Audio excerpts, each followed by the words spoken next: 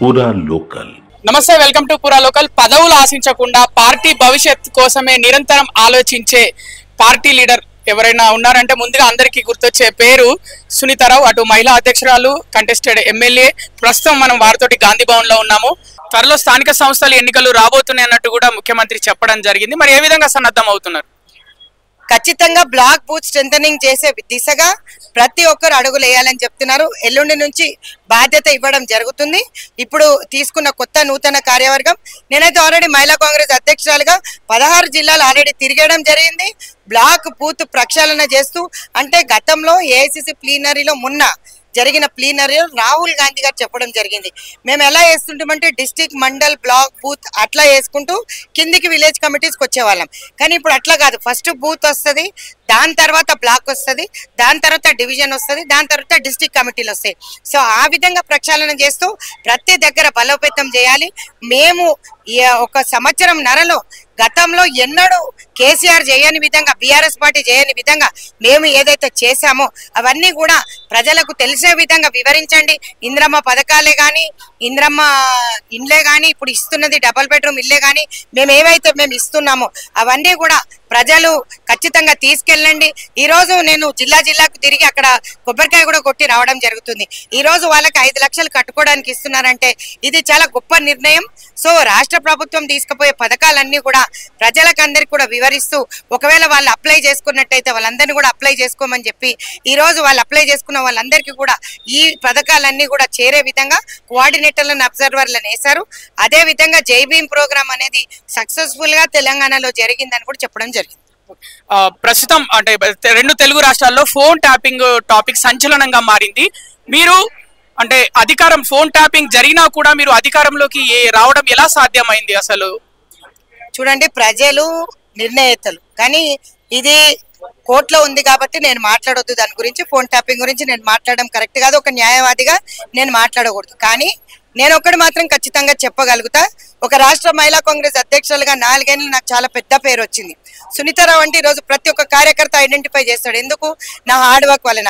అదే విధంగా రేవంత్ రెడ్డి గారు కూడా అదే విధంగా పని చేసుకుంటూ వచ్చారు. ఒక వర్కింగ్ ప్రెసిడెంట్ నుంచి పీసీసీ అయ్యారు, పీసీసీ నుంచి సీఎం అయ్యారంటే ఆషామాషి కాదు. కష్టపడితే ఖచ్చితంగా ప్రతి ఒక్కరికి పదవులు అనేది అది ఆటోమేటిక్ గా వస్తాయి. ఒకరు తెచ్చి ఇవ్వాల్సిన అవసరం లేదు. ఆటోమేటిక్ గా పదవులు వరిస్తాయని చెప్పకనే చెప్పి ఈరోజు ముఖ్యమంత్రి పీఠంలో కూర్చున్నారు వారు. అంటే ఫోన్ ట్యాపింగ్ జరిగినా కూడా కష్టపడడం వల్లనే రేవంత్ రెడ్డి సీఎం అయ్యారంటావు? 100% కష్టపడ్డాడు. వాళ్ళు చేసిన దౌర్జన్యాలే కానీ, వాళ్ళు చేసిన అరాచకాలే కానీ పబ్లిక్ అంతా మీడియా త్రూ చూసింది. మీరు చూడలేదా రేవంత్ రెడ్డి గారు ఇంట్లో నుంచి ఎట్లా ఎత్తుకెళ్లారు? వాళ్ళ కూతురు పెళ్లికి కూడా రానివ్వకుండా ఏ విధంగా చేశారు? సో ఇవన్నీ కూడా అధర్మం ఎప్పుడు గెలవదు, ధర్మం గెలుస్తుంది. ధర్మం లేటుగా గెలుస్తుందేమో కానీ అధర్మం చేసిన వాళ్ళు కొన్ని రోజులు సుఖంగా ఉంటారు, కానీ ధర్మం చేసిన వాళ్ళు మాత్రం ఎప్పటికీ సుఖంగానే ఉంటారని చెప్పి నా స్ట్రాటజీ. ఒక లాయర్ గా చెప్పండి, అలాగే పార్టీ కార్యకర్తగా పార్టీ లీడర్ గా చెప్పండి. ఇవాళ ఫోన్ ట్యాపింగ్ విషయంలో విచారణకు హాజరయ్యారు ఈటెల రాజేందర్. అంటే వాంగ్మూలం ఇవ్వడానికి జూబ్లీహిల్స్ పోలీస్ స్టేషన్ లో బయటకు వచ్చి నా భార్య ఫోన్ కూడా ట్యాప్ చేశారు, అంటే మెసేజ్లు కూడా చూపిస్తున్నారు పోలీసులు మాకు ఈ విధంగా ట్యాప్ చేశారు అని. కానీ ఈటెల రాజేందర్ ఇంకో విషయం చెప్పడం జరిగింది, ఏంటంటే కాంగ్రెస్ ప్రభుత్వం లేట్ చేస్తుంది, తొందరగా ఈ కేసులో అరెస్ట్ చేస్తే బాగుంటది, ఇంకా 18 నెలలు గడుస్తుంది, ఒక్కరిని కూడా అరెస్ట్ చేయలేదు ఫోన్ ట్యాప్ విషయంలో అని చెప్తున్నారు. మీరు దీనికి మీ సమాధానం ఏంటి? నేను అదే చెప్పాను తమ్ముడు, కోర్టులో ఉన్న విషయాలు మేము మాట్లాడదు. కానీ ఆఫ్ ద రికార్డ్ నేను 2 చెప్పగలుగుతాను. కేసు ఫైల్ చేసినప్పుడు ఈడీ చూస్తుందా, సిబిఐ చూస్తుందా, మీ అందరు చూస్తూనే ఉన్నారు కదా. ఇప్పుడు మీరు నేరం చేసిండ్రా లేదా అనేది మీ స్టేట్మెంట్ తీసుకున్న తర్వాత, మీరు చేసిండ్రా లేదా అని ఇన్వెస్టిగేషన్ చేసిన తర్వాత అవుతుంది. ఏ కేసు అయినా అంతే. ఫోన్ ట్యాపింగ్ విషయంలో నేను మాట్లాడను, ఎందుకంటే కోర్టు పరిధిలో ఉంది కాబట్టి నేను మాట్లాడదు. అది తప్పు కాబట్టి నేను మాట్లాడను. కానీ నేను ఒకటే చెప్తాను, ఎవరినన్నా కూడా నేరస్తుడని ప్రూవ్ చేసే కన్నా బిఫోర్ మనం చేయాల్సింది ఏంటి? పోలీసు వాళ్ళ దగ్గర కేసు రిజిస్టర్ అయిన తర్వాత వాళ్ళు ఇన్వెస్టిగేట్ చేస్తారండి. ఇన్వెస్టిగేట్ చేస్తారు, చూస్తారు, స్టేట్మెంట్ రికార్డ్ చేస్తారు, ఎవిడెన్స్లు అన్ని పరిశీలనిస్తారు, దాని తర్వాత కోర్టులో తేలాల్సి వస్తుంది. సో ఇదంతా ఒక ప్రొసీజర్ ఉంటుంది.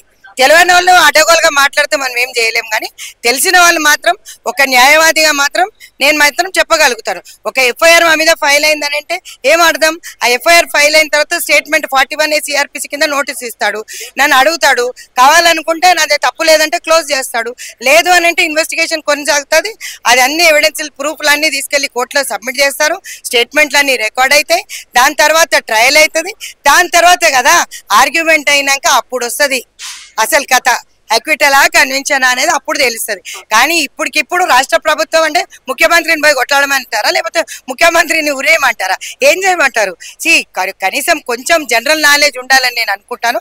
మాట్లాడే కన్నా ముందు ఎవరైనా సరే బాధ్యతయుతంగా మాట్లాడకూడదు. ఒక బాధ్యత గల ఆఫీసర్స్ ఒక ఎంక్వైరీ చేస్తున్నప్పుడు వాళ్ళు చేస్తారు, వాళ్ళ పరిధిలో ఉంది కాబట్టి వాళ్ళు డిసిషన్ తీసుకుంటారు. తీసుకునేదాకా ఆగకపోతే ఎట్లా? ముఖ్యమంత్రి పరిధిలో లేదు కదా. ముఖ్యమంత్రి ఏం చేస్తాడు? గవర్నమెంట్ నడుపుతాడు. అంతేగాని ఫోన్ ట్యాపింగ్ లో ప్రభాకర్ రెడ్డి ఉన్నాడా, చంద్రశేఖర్ రెడ్డి ఉన్నాడా ఆయన అడగడు కదా.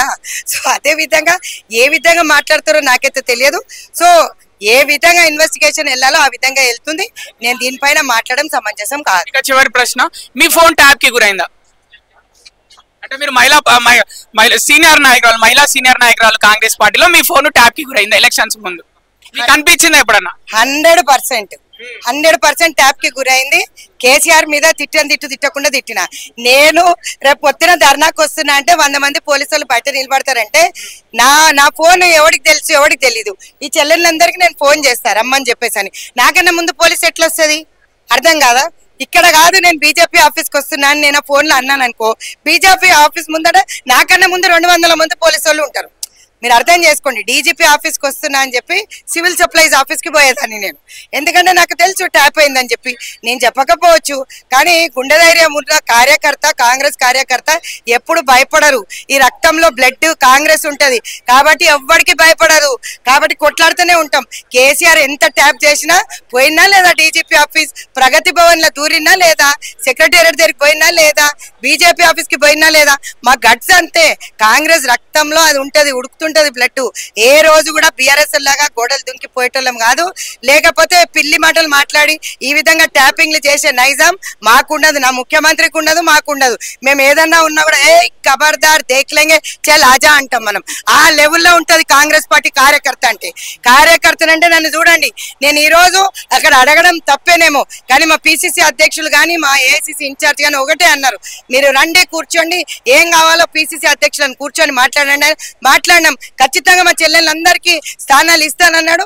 నిజంగా గర్వంగా ఫీల్ అవుతున్న పిసిసి అధ్యక్షుడే కానీ నామినేటెడ్ లో కూడా ముఖ్యమంత్రి గారు చెప్పారు ఈ రోజు మహిళా కాంగ్రెస్ కి కూడా పెద్దపీట వేస్తాను. అంతకన్నా ఏం కావాలి? లిస్ట్ పంపిమంటున్నారు. రేపు పొద్దున లిస్ట్ ఇస్తే ఇన్ఛార్జ్ మినిస్టర్ పొన్నం గారు ఉన్నారు ఇక్కడ. మరి అక్కడక్కడ ఉన్న ఇన్ఛార్జ్ మినిస్టర్లు అందరినీ కూడా ఈ రోజు లిస్ట్ అడగడం జరిగింది. వాళ్ళందరికీ కూడా నామినేటెడ్ పదవులు ఇవ్వడానికి నాకు ఎట్లాంటి బాధ లేదు. 2 ఏళ్ళు అవుతుంది ప్రభుత్వం. వాళ్ళ అసంతృప్తిగా ఉంటే నాకు నిజంగా కూడా సిగ్గు చేయటని ముఖ్యమంత్రి గారు చెప్తున్నారంటే మీరు అర్థం చేసుకోవాలి. సో దానికి దీనికి టాలీ అయింది. అక్కడ కూడా ఆయన రఫ్ ఆడిచ్చేస్తాడు, ఇక్కడ నేను కూడా రఫ్ ఆడిచ్చేస్తాను.